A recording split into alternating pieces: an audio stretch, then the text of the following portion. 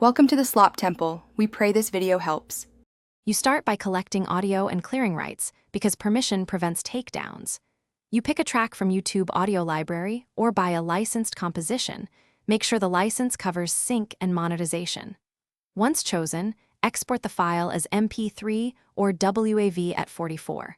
1K HZ stereo and normalize to around -3 decibels. Then, open your video project, import the audio, and place it on a dedicated music track.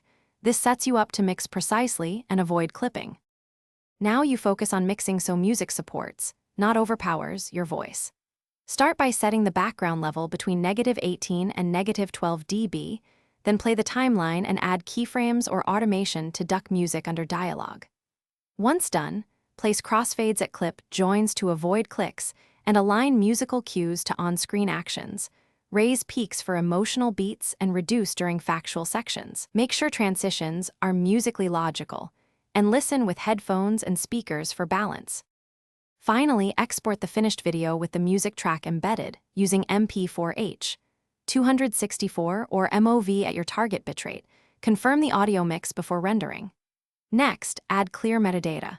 Credit the composer, state the license type, and include timestamps if multiple tracks are used. If something goes wrong, such as a content ID claim, check the claim details, submit your license or dispute with proof, or replace the track and re-upload. Remember, prompt documentation resolves most issues quickly. Thanks for watching. Consider subscribing if we helped you.